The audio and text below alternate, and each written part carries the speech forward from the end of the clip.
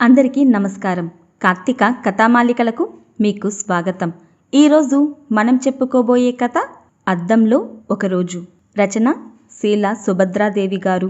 ఈరోజు మనం చెప్పుకునే కథ యొక్క ముఖ్య సారాంశం ఏమిటంటే, ఈ రోజుల్లో ఉద్యోగం చేసుకునే మహిళ నిజంగానే స్వావలంబన సాధించిందా, లేక ఇంటి భారంతో పాటు ఉద్యోగ భారాన్ని కూడా తన భుజాలపై వేసుకుని అలా నెట్టుకొస్తుందా?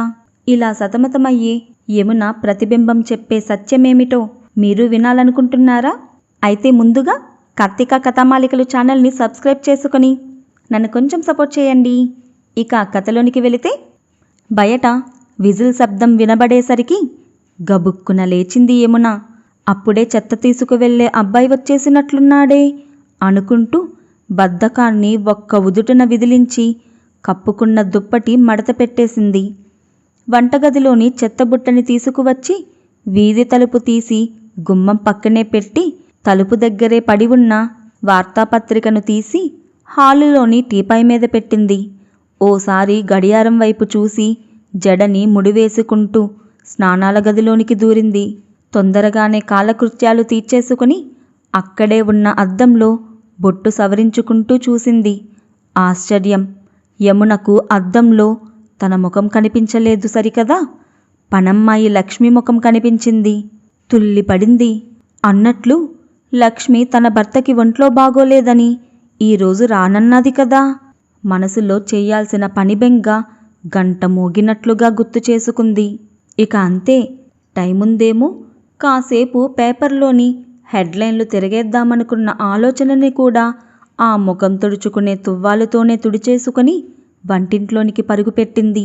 ఈరోజు వంటకి కావలసిన గిన్నెలన్నీ ఉన్నాయో లేదోనని ఓసారి చూసుకొని కుక్కర్లో పప్పు గిన్నె, బియ్యం కడిగి మరో గిన్నె సర్దిపెట్టి స్టవ్ వెలిగించింది. చకచకా బంగాళదుంపలు కోసేసి మూగిట్లో పోసేసింది. మరో పక్క ఉప్మా తాలింపు పెట్టి మధ్యలో వెళ్ళి పిల్లల్ని ఒక్క కుదుపు కుదిపి లేవగొట్టింది. ఈ హడావిడికి లేచి ముఖం కడుక్కొని చేత్తో పేపరు పట్టుకుని ఆవలిస్తూనే, ఏమన్నా సాయం చేయాలా అని ఓ కేక పెట్టి సమాధానం కోసం ఆగకుండానే సోఫాలో కూర్చున్న భర్త వైపు ఓ చూపు విసిరింది యమున. కాఫీ కప్పు తీసుకువెళ్ళి భర్త మురళి కూర్చున్న సోఫా ముందున్న టీపాయ్ పైన టక్కున పెట్టేసింది. సాయం కావాలో అక్కర్లేదో వంటింట్లోకి ఓసారి వస్తేగా తెలిసేది అని మనసులోనే అనుకుని పళ్ళు కొరుక్కుని సమాధానం ఏమీ చెప్పకుండానే అక్కడి నుండి లోపలికి వెళ్ళి మళ్ళీ ముసుగు తన్ని పడుకున్న కొడుకు వీపు మీద ఒక చరుపు చరిచి దుప్పటి లాగింది. స్పీడు మిషన్లో ఎలాగైతేనే 8 కల్లా పని పూర్తి చేసుకుని పిల్లలకి తనకి టిఫిన్లు క్యారియర్లు సర్ది తను చేసిన ఉప్మాను ప్లేట్లలో వేసి టేబుల్ మీద పెట్టి అందర్నీ తినమని ఓ కేక పెట్టి తాను తయారు కావటం మొదలుపెట్టింది యమున. చీర మడతలు సర్దుకుంటూ డ్రెస్సింగ్ టేబుల్ అద్దం ముందు నిలబడింది. నేను చదువుకోకపోవటం వల్ల ఇంటి చాకిరీకే అంకితమయ్యాను అని అంటున్న అక్కయ్య అద్దంలో కనిపించింది. రంగులు మారుతోన్న ముఖానికి కాస్త పౌడర్ అద్దుకుంది యమున. అప్పటికే స్కూల్ బస్సు హారన్ మోగుతూ ఉంటే పిల్లల్ని పరిగెత్తించి బస్సెక్కించింది. చేతికి వాచి తగిలించుకుంటూ, అప్పుడే 9 దాటిపోయిందే, ఆఫీసు బస్సులు వెళ్ళిపోతాయో ఏమిటో అని ఉప్మాను నోట్లో కుక్కుని బ్యాగు తగిలించుకుని, నేను బయలుదేరుతున్నాను, తలుపు వేసుకుని ఆ తర్వాత స్నానానికి వెళ్ళండి అని చెప్తూ గుమ్మం దిగింది. యమున భర్త మురళి. ఆయన ఉద్యోగం షిఫ్టుల్లో పనిచేసేది కావడంతో 12ంటికి వెళ్తాడు. రాత్రి కాస్త ఆలస్యంగా వచ్చి ఉదయం తొందరగా లేవటానికి అతనికి ఇష్టముండదు. యమున ఎలా అయితేనేం ఆఫీసు బస్సును అందుకుని సీట్లో కూలబడి హమ్మయ్యా అని నిట్టూర్చింది. లేడీస్ బస్సులోని మహిళలందరూ కాసేపు ఇంటి చాకిరి కష్టాలు అన్నింటినీ చెప్పుకుని ఒకరినొకరు ఓదార్చుకుంటున్నారు. ఉద్యోగం మానేద్దామా అంటే పిల్లల చదువులు, వారి భవిష్యత్తు కోసం కూడబెట్టాల్సిన ఆర్థిక అవసరాలు గుర్తుకు తెచ్చుకుంటున్నారు. ఇంత చదువుకొని ఆర్థిక స్వావలంబన పొందామని తమని తాము భుజాలు చరుచుకుంటూ ఉదయమే వంటింట్లో చేసే కథాకళిని తలుచుకుంటూనే ఇంట్లో వంటింటి కుందేళ్లుగా అయిపోతున్నందుకు ఇంటా బయట నలిగిపోతున్న శరీరాలతో వాపోయారు ఆ బస్సులోని ఉద్యోగినులు.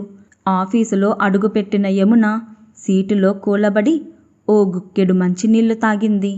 ఆ రోజు చెయ్యాల్సిన పనులేమిటా అని అక్కడున్న ఫైల్స్ అన్నింటినీ పరిశీలిస్తూ ముఖ్యమైనవి, తొందరగా పూర్తి చేయాల్సిన ఫైళ్ళని విడదీసి పెట్టింది.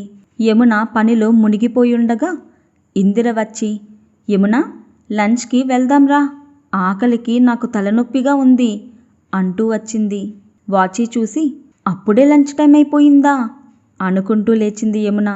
యమునకి కూడా తల డిమ్ముగా ఉండి కాస్త ముఖం కడుక్కుంటే తగ్గుతుందని వాష్రూమ్కి వెళ్ళి చల్లటి నీళ్లు ముఖం మీద చల్లుకుంటూ ఎదురుగా ఉన్న అద్దంలోనికి చూసింది.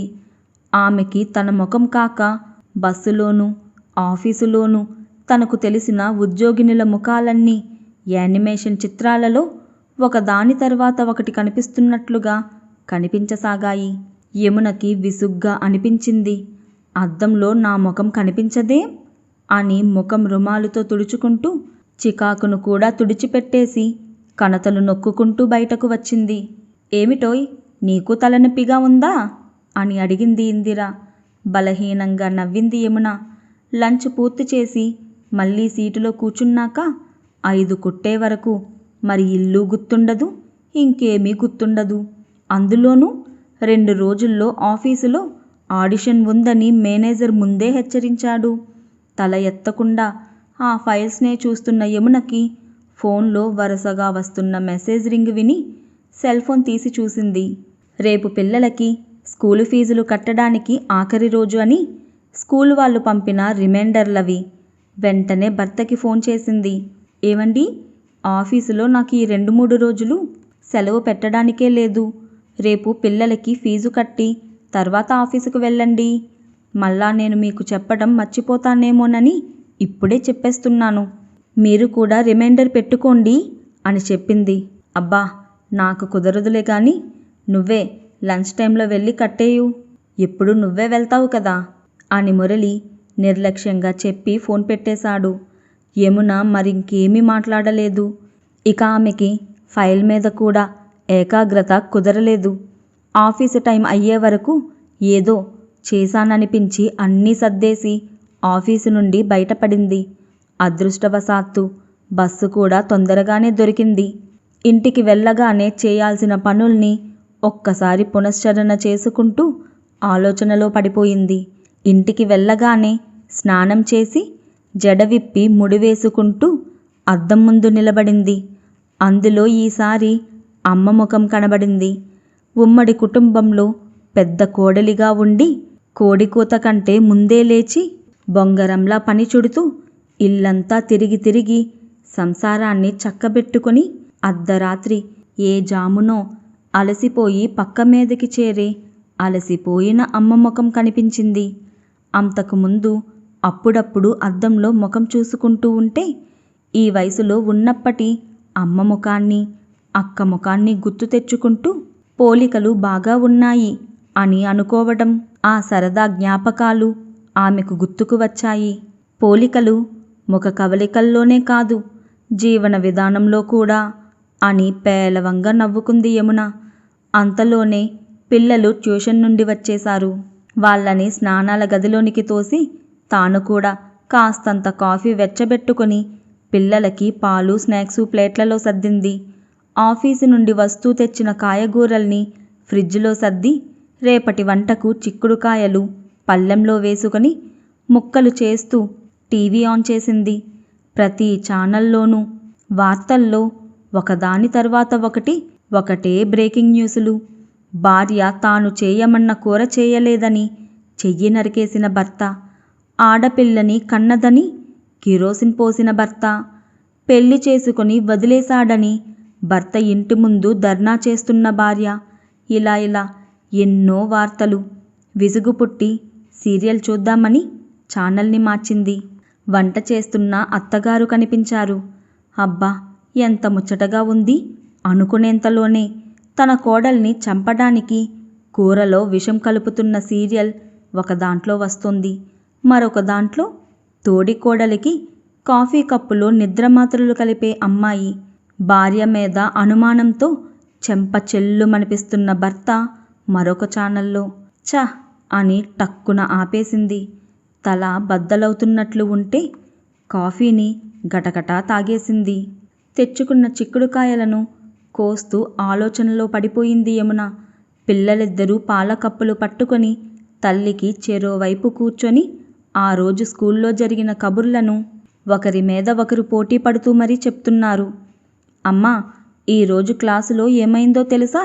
సోషల్ స్టడీస్లో కుటుంబంలో స్త్రీలు ఇంటి పనులు చేస్తారని, పురుషులు పొలం పనులు, ఆఫీసు మొదలైన పనులు చేసి డబ్బు సంపాదించి కుటుంబాన్ని నడుపుతారు, అందుకని వారు కుటుంబానికి యజమానులని మా సార్ చెప్పారమ్మా. అప్పుడు నేను స్త్రీలు కూడా ఉద్యోగం చేసి సంపాదిస్తారు కదా, వాళ్ళెందుకు యజమానులు కారు అని అడిగాను. మా సార్ కూర్చో అని కోప్పడ్డారు.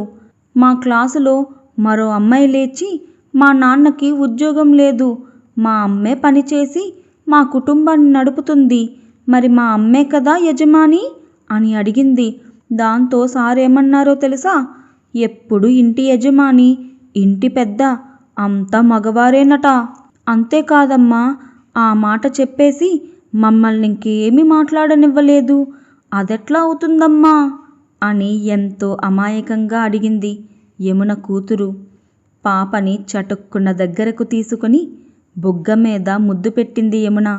వాళ్ళని హోంవర్క్ చేసుకోమని చెప్పి ఉత్సాహంగా లేచి వంటింట్లోకి నడిచింది. గత కొన్ని రోజులుగా అద్దంలోనే కాదు, తన ప్రతిబింబాల్లా కనిపిస్తోన్న తన చుట్టూ ఉన్న వాళ్ళ జీవితాలు మనసుని మెలిపెడుతూ ఉన్నాయి. కాలం ఎంత మారుతోన్నా స్త్రీ పురుషుల మనస్తత్వాలు మారకపోతే ఎప్పటికీ స్త్రీ జీవితంలో మార్పనేదే రాదు. ఈ విషయమే యమునని ఎంతగానో కుంగదీస్తోంది. ఈ మార్పు సాధించడానికి రేపటి తరం మనసులను మార్చవలసిన అవసరం ఎంతైనా ఉంది. కానీ అంతకంతకు మనుషుల్ని వెనక్కి నడిపించేలా మూర్ఖపు ఆలోచనలు, మూఢనమ్మకాలను మనసుల్లో నింపేలా అనేక ప్రభావాలకి సమాజం లోనవుతుంది. యమున మనసు పలు రకాలుగా ఆలోచనలతో గజిబిజిగా ఉంది. పిల్లలకి భోజనాలు పెట్టి తాను కూడా కాస్త తిని పక్కలు సర్దింది. భర్త వచ్చేటప్పటికి 11 గంటలు దాటుతుంది. పిల్లల గదిలోకే వెళ్ళి టేబుల్ మీద చిందరవందరగా ఉన్న పుస్తకాలవి సర్ది యథాలాపంగా అక్కడ వార్డ్రోబ్కి ఉన్న అద్దంలోకి చూసింది. ఇప్పుడు కూడా యమునకి ఆమె ముఖం కనిపించలేదు. ప్రశ్నించటం నేర్చుకున్న కూతురి ముఖం నవ్వుతూ కనిపించింది. అద్దంలోని కూతురి ముఖంలోకి భవిష్యత్తు మీద ఆశతో చూసింది యమున. ఈ కథ ఇక్కడితో సమాప్తం. ఈ కథ మీ అందరికీ నచ్చిందనుకుంటున్నాను. నచ్చినట్లయితే తప్పకుండా కార్తీక కథామాలికలు ఛానల్ని సబ్స్క్రైబ్ చేసుకుని ఈ వీడియోకి ఒక లైక్ ఇచ్చి నన్ను కొంచెం సపోర్ట్ చేయండి.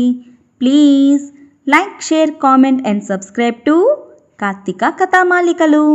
Thank you for watching.